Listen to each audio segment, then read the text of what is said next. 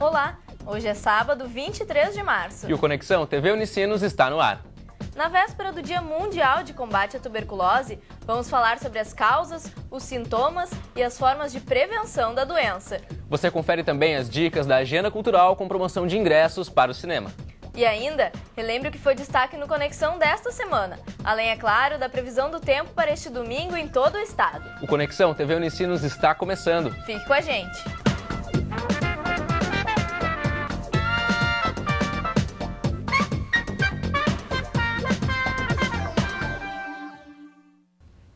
Amanhã, 24 de março, é o Dia Mundial de Combate à Tuberculose. Segundo dados do Ministério da Saúde, no ano de 2011, pela primeira vez em um período de 10 anos, os casos da doença foram inferiores a 70 mil. Em 2010, os números eram de 71.790. A taxa de incidência caiu 15,9% e a de mortalidade teve redução ainda maior, 23,4%. Com isso, o Brasil reduziu casos em 3,54% em 2011. Pois é, Gabriela, mas apesar dos avanços, a doença ainda preocupa. No país, a tuberculose representa a quarta causa de óbitos por doenças infecciosas e a primeira entre pacientes com AIDS. E para conversar um pouco mais sobre esse assunto, que a gente recebe aqui no estúdio, Gabriel Rosseto, médico responsável pelo Programa de Combate à Tuberculose de São Leopoldo. Seja bem-vindo, doutor. Muito obrigado, agradeço a oportunidade. Olá, doutor, tudo bem? Tudo bom, Gabriela? Para começar, então, baseado nesses dados que a gente apresentou, o senhor poderia dizer que esse ainda é um dos causadores de várias doenças, a tuberculose ainda é uma grande doença aqui no Brasil? A tuberculose é realmente ainda um grande problema, principalmente por ser uma doença infecto-contagiosa. Uma doença em que não se restringe apenas ao paciente que tem a doença, mas sim à comunidade toda em que essa pessoa convive. E como é que a tuberculose se desenvolve na pessoa? Ela contrai ou a pessoa mesmo desenvolve a partir de uma outra doença? Como é que funciona? Ela é causada, na verdade, por um bacilo, uma espécie de uma bactéria, um germe que está dentro de nós e que circula pelo ar e que se aproveita de situação favorável a ele ou desfavorável a nós, né, como a diminuição das defesas, né, para que se desenvolver. Na verdade, ele é um hospedeiro e um dos mais antigos já detectados na humanidade, a tuberculose. A humanidade convive com a tuberculose desde o tempo das cavernas, né? Sim, é. E que aproveita situações especiais de saúde da pessoa para se desenvolver. E ao se desenvolver, começa a criar os problemas, principalmente na área respiratória, né, onde que ele gosta de ficar porque e ele adora oxigênio, por isso que ele fica no pulmão. E também, segundo dados de 2011, o Brasil teve um avanço no combate à doença, mas ela ainda atinge cerca de 70 mil pessoas e faz muitas vítimas entre os pacientes de AIDS. A gente pode dizer que também existem outros grupos de pessoas que talvez podem estar mais suscetíveis à tuberculose? Quem é suscetível à tuberculose? Suscetível à tuberculose é toda aquela pessoa que tem algum problema de saúde que determine uma diminuição das suas defesas. A tuberculose, que já foi chamada também a doença romântica, porque atingia e era causa e foi causa de morte de muito artista no século passado, no século retrasado, estamos no século XXI, né? Principalmente dentro daquelas pessoas que tinham problemas de desnutrição ou abuso de alguma substância psicoativa, seja álcool, seja cigarro, né?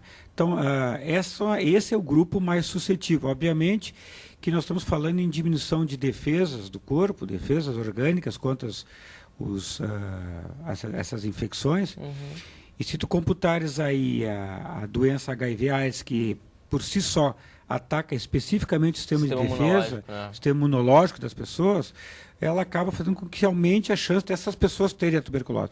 Mas, na verdade, qualquer pessoa que tem algum problema de saúde que a deixe debilitada, está propensa a contrair, a desenvolver a doença. E como é que a gente pode perceber, então, essa doença, doutor? Quais são os principais sintomas dela? Essa acho que é a informação mais importante, né? Como é que eu desconfio que eu possa estar com isso? Ou que, melhor ainda, gente, que o meu amigo, o meu parente esteja com isso e posso ajudá-lo a se ajudar. Tosse. Né? A tuberculose atinge basicamente o pulmão. Então, a tosse persistente por mais de 3 semanas, com ou sem catarro. E aí eu queria chamar a atenção dos fumantes que sempre justificam a tosse, que é do cigarro. Não, mesmo entre fumantes, né, essa tosse mais de 3 semanas tem que ser pensada tuberculose. Febre, é uma doença infecciosa, tem febre, principalmente aquela febrezinha inexplicável do final da tarde, que traz junto consigo uma prostração, um mal-estar. A pessoa acorda bem, chega no final do dia e fica mal. Acordar de noite suando, né, a sudorese noturna, também tem que ser pensado. E se tu associar tudo isso aí, botar a cereja do bolo em cima, que é o emagrecimento, sem uma justificativa, gente, nós estamos diante de uma suspeita muito forte de ser tuberculose. Pois é, mas esses sintomas, eles também talvez podem ser confundidos com uma gripe forte, ou talvez uma pessoa que está resfriada pode tentar aí se confundir, né? A gente acabou de comentar que esses sintomas podem ser confundidos e é por isso que a gente vai conferir agora o que aconteceu com a Rosângela, que ela também teve um problema e acabou sendo mal identificado no início. Vamos conferir. Antes de descobrir a tuberculose, Rosângela recebeu um primeiro diagnóstico errado. Primeiro eles falaram que era uma gripe normal. Depois, quando eu vi que o escarro veio com sangue, né, eu me apavorei. Eu procurei ajuda. Ao saber da doença, ela precisou ficar longe da família e largar o emprego. O preconceito. O preconceito, as pessoas olham para as pessoas, né, com um jeito estranho, como se fosse um ET até, né. Estava longe dela em Porto Alegre e ela estuda aqui, né. A minha mais velha ia me ver em fim de semana, minha irmã também junto. Daí eu sempre perguntava como é que estava todo mundo em casa. Mas, graças a Deus, deu tudo certo. Focada na cura, Rosângela seguiu a ordem médica à risca. E agora ela se sente aliviada. Sempre pensei que eu queria melhorar. Lógico que os comprimidos eram horríveis de engolir, né? Era muito grande, né? Mas não, tinha minhas filhas, davam bastante força para mim. E foi aí onde eu consegui terminar todos tratamento. Estou muito feliz por ter voltado à vida normal. Então, doutor, qual é o problema ou qual o maior risco desse primeiro diagnóstico equivocado? Se a pessoa realmente tem a tuberculose e é diagnosticada como alguma outra doença? A tuberculose, o bacilo, ele se estabelece no pulmão e ele começa a destruir o pulmão da pessoa. E o pulmão que é destruído não se recupera. Então, na verdade, qual é o grande problema? Dois, na verdade, são dois. Tem uma coisa do individual, do paciente, que é a perda do seu pulmão. Quanto mais tempo esse bacilo fica agindo sem tratamento, maior é o estrago causado no pulmão. Esse é um problema individual.